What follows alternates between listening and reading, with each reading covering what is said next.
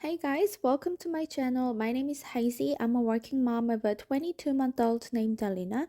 In today's video, I'm going to share with you guys 7 sensory activities with rice.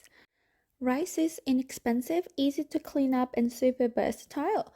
Rice play encourages toddlers to work on their fine motor skills, hand and eye coordination, and their pincer grip.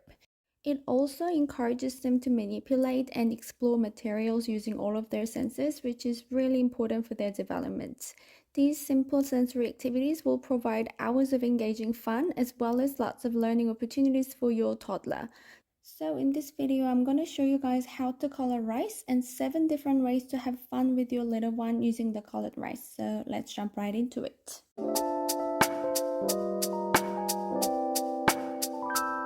Firstly, I'll quickly show you guys how to color rice. So you need some rice, of course, a measuring cup, food coloring of your choice. In this video, I'm making rainbow rice, but I didn't have orange and purple, so I mixed some of the colors to make those two. And you also need Ziploc bags and some hand sanitizer. I'm using a cup for each colors of rainbow. This measuring cup is half a cup size, so I'm scooping twice to make 1 cup.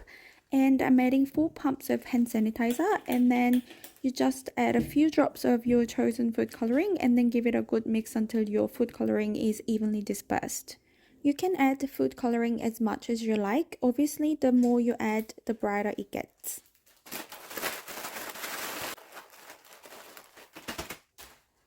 I'll carry on making the next color rainbow.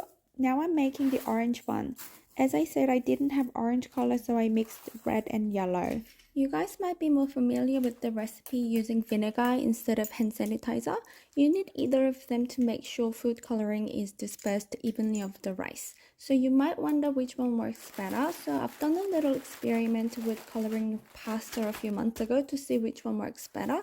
And the result was almost the same, so it doesn't matter which one you use, but I really don't like the smell of vinegar, which usually lasts quite a while even when they're completely dry. So I personally like to use hand sanitizer as it doesn't stink like vinegar and dries so much quicker. Now I'm just popping them in a white container and spreading it out so that it can dry. I placed a baking paper on the bottom of the container because food coloring stains so quickly, but by the time I put them in the container, they were pretty dry.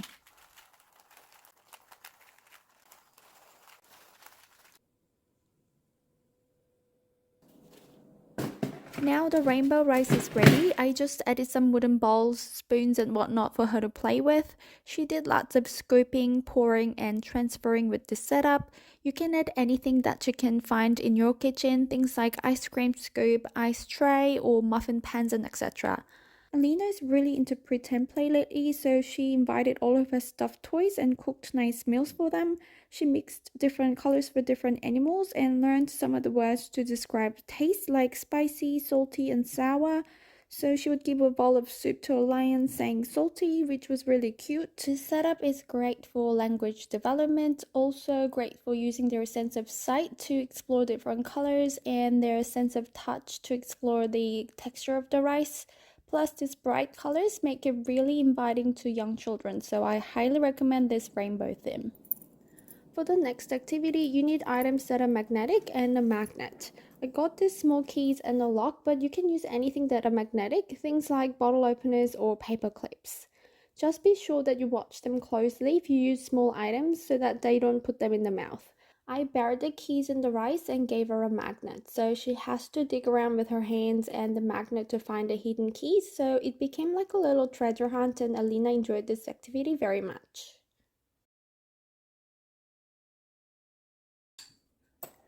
Pouring is great for supporting toddlers' hand and eye coordination and concentration. In this setup, we've got glass measuring cups in different sizes, which I think it's a great way to learn the difference between big and small. By filling and emptying the different sized glasses, she will learn basic math concepts and cognitive skills such as cause and effect and problem solving. 작다. 이건 작아. 이거 작다. 그것도 작아. 중간 건 어딨어? 중간. 그게 중간. 맞아. I got this from Daiso. They are perfect size for toddlers and can be used for other lots of different activities. You can also use small shot glass or espresso cups that are easy for them to manipulate. Obviously, I'm watching her really closely just in case she breaks them. 둘, 셋, 넷, 다섯. This setup was Alina's favorite one out of all. She spent a solid half an hour with this particular setup. She was busy with simply pouring rice from one glass to another, but she was really focused. Guys, 30 minutes for a toddler is a really long time. I'm telling you, this simple setup is going to capture your little one's attention for a long time, so I highly recommend. IKEA FLISAT table can be transformed to a light table. I have a video about how to make a light table and some interesting play ideas on a light table, so be sure to check out the link in the description box down below if you want to try this setup. So you just need to put several puck lights on one of the tray and then simply stick the other tray with the rainbow rice on top of the puck lights, and then turn the light off, make the room dark, and that's how it's set up. Colored rice on the light table makes a great sensory activity.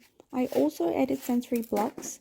These blocks are transparent and comes with various colors and shapes, so it makes even more interesting sensory activity on the light table.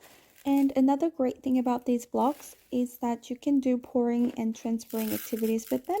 And when you pour rice on the acrylic surface, it makes beautiful sound.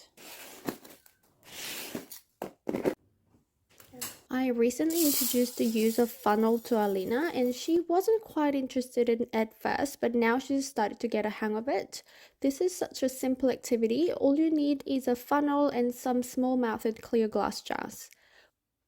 When I made the rainbow rice, I also put each colors into separate glass jars for this activity. So what we are going to do first is to make a layered rainbow colored rice jar. I needed to help her quite a bit because she doesn't know the sequence of the colors in the rainbow yet, but she enjoyed pouring it down the funnel anyway.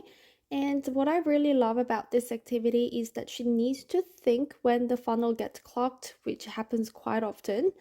That was a fun problem-solving moment that she had to work through. At first, she didn't know what was happening and just kind of looked at me, so I showed her how to unclog it, and then she figured it out eventually.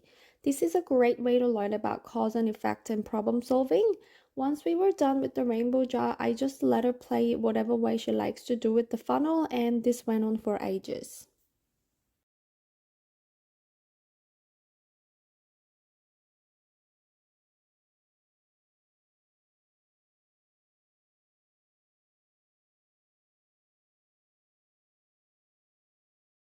Initially, I was gonna do this activity with a small branch of our lime tree, but you know, it was Valentine's Day a few days ago and I got some red roses from my husband, so we're going to use these beautiful roses for her activity instead, so thanks to my husband.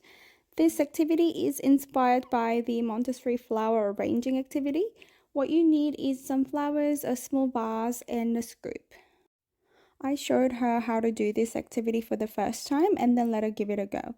She was really excited to explore the flowers at first. She smelt it, looked at the stem closely, and felt the small rose prickles as well.